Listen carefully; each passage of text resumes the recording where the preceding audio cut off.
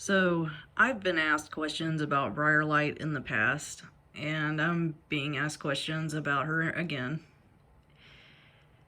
BriarLight is a fairly ambitious model to create. Now, I'm not saying it's impossible, obviously it's not. It just takes a lot of time and practice. This is not the first model I ever tried to make BriarLight with. She's the second. The first one didn't work out too well, so the second time around I decided to draw a few sketches of what I wanted her to look like and had to sit there and think about, okay, how do I make this look halfway decent and how do I not mess it up like last time? So I'm just gonna kind of, and you can actually see in my old videos I go over the making process of her. I don't think I showed the first cat I tried it on. That was just a complete failure. But with her, like I said, she's an ambitious model to do. I wouldn't recommend her be anyone's first model. I would say if you've done a few and you're ready to kind of move on to a more challenging model, then by all means. Just like I said, take your time with her. Take your time with her and, really think about what you're going to do before you start to cut off limbs and stuff. So this is Millie, the one I'm working on. So this was the model I used. This is what the model used to look like. I've added some hair, but otherwise this is what the model looked like. As you can see, Millie's hind legs are slightly shorter than the front legs. So what I had to do is I had to take what's called a scalpel tool, and I cut myself a few times with this. Basically, it's dirty because I use it to do a lot of the clay stuff, but you can buy these on Amazon fairly cheap. I actually have them in my Amazon list. If you go look at I think it's not the last video, but the video before that. I don't know why they're not uploading my list. It's supposed to be automatic. I think what's going on with Amazon right now is because of the whole thing going on. Basically, they're only sending things out that they deem as priority. So you may or may not be able to get this on Amazon. You might have to go to Walmart or Hobby Lobby or Michael's to get it. They're fairly cheap, but do be careful because I'm serious. These blades are the same kind of blades they use to perform surgeries with. I mean, they're very exact, and I've got, like I said, a couple of scars from when I cut myself once. And one time I thought I was going to have to go to the hospital because it just would not stop bleeding. So do be careful. So what I did was I had to take that knife and cut off her hind legs, and I did it around the hind quarter. You gotta do it around the hind quarter because as you can see, then you need to glue it back on and make it look like she's dragging. And then you take the hind leg and you cut off the hind feet because you want to make the hind feet look like they're dragging behind the hind leg. And then you have to leave enough space for the tail to put the tail back there. There's an underside view. It's a little bit better to see. So as you can see, you got the hind legs, you got the feet, and you got the tail dragging behind her.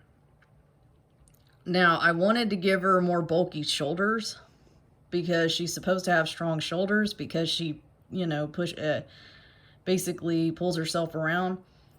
So I added some mass to the shoulders, and then I put a little jay's feather in her fur because I thought that was cute. And let's see what else. Oh, so she could stand up on her own just fine when I first made her, but to add extra stability, what I did was I added some leaves as a base. Because if you're a cat and you're dragging around in the woods, you're bound to pick up leaves or twines or whatever in your fur. And as you can see, I made her fur look a little bit, ruffled up and dirty and stuck some leaves in there, just to kind of add character, but to also make it a more stable base so that she could stand on her own. Something else I had to do. I had to remove her head. So one of the reasons why I had to remove her head is because if you just set her down and have her legs drag, her head is going to be pushed back. Because, you know, if you take this one and do this, her head's going to be at a weird angle. It's not going to look right. So I had to remove the head, add more clay to her neck, and make her sit up. So she turned out well. I'm very pleased with how she turned out. But like I said, she's a pretty ambitious mold. I would just take your time. I would very much take your time. Don't rush these things. You know, you really can't rush these things. I mean, really, that's it. I can't think of anything else that I really did. I did use a super glue. Here's the super glue. It is also listed in the Amazon list. And I also use, everybody always asks me, what clay do you use? What clay do you use? Look, in all honesty, if it's air dry clay and it comes in one of those brick things, then I use it. So usually at Hobby Lobby, they have air dry clay. I think it's called DOS or DAS. It's like Italian, and you can buy it for like 10 bucks. I think it's the same exact price on Amazon. And again, it's in the Amazon list if you go check that out. So you could buy it through Amazon. But again, I don't know if they're going to mail it to you because, yeah, this whole mess. But I have also bought air dry clay from Walmart before, and it was fine. I mean, in my opinion, not as great as the Hobby Lobby clay. The Hobby Lobby clay tends to be gray, and it tends to keep its moisture, whereas the Walmart clay, it's white, and it tends to get hard very fast. Even when you put it in a large bag, it just doesn't last very long. But yeah, if it's air dry clay and it comes in a fairly big amount, I'm going to use it. I apologize. If you hear rumbling, it's thunder. We're going to be getting rain all week. But yeah, it occurred to me that maybe I should show BriarLight and kind of give people an idea of what I had to do to create her, just so it makes a little bit more sense. But yeah, if you're going to use the blade, for the love of everything holy, do be careful. Because I'm serious when I say one little slip up, and yeah, it's not a pretty thing. If you cannot use sharp objects, I'd wait. Like, if you can't use sharp objects, then you might be a little too young to be modifying customs. I would wait until you've really perfected your craft, just modifying them a little bit before you move on to something bigger. If you're older, you can use sharp objects, you feel fairly confident, then by all means. Because let me tell you, I also use a Dremel tool, and this is not something you want to use with a Dremel tool. It will screw it up bad. So yeah, you're gonna need the blade. But the other thing I was asked, like, okay, for Crooked Jaw, I was asked, how did you remove his lower jaw? And all you have to do, if you can't use the X-Acto, the scalpel tool, which is what I used, but if you can't use that, this one's fairly simple. All you have to do is take a nail filer. Could be a big one like this.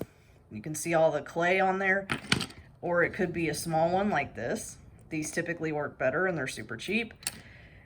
If you take one of those and you file it down his lower lip, chin, whatever you want to call it, file it down, that also works. It just takes a little bit longer, but it works just fine, and it's got great results. So just wanted to tell you guys that, because when I get asked questions on how I make these things, I always feel like I don't really explain it well enough, but I hope that helps. All right, guys, good luck. Real quick, something I forgot to mention. I apologize. I don't know if she was my first mistake or not. I thought maybe I had tried to make another BriarLight figurine and it didn't work out, but I could be so wrong about that. I made her a long time ago. I honestly do not remember. I've made so many, but some of them were genuine mistakes, but I can't remember if she herself was one of them. But just so you guys are aware, whenever you glue the hindquarters and feet and tail back on, there will be gaps. There's going to be gaps. So use air dry clay to, you know, fill in the gaps. Like there were gaps between her legs and feet. I had to fill those in with clay. There was a gap between the tail and the back. I had to fill those in with clay. As you can see, the ruffled up fur. So just wanted to clarify. Thanks. Bye.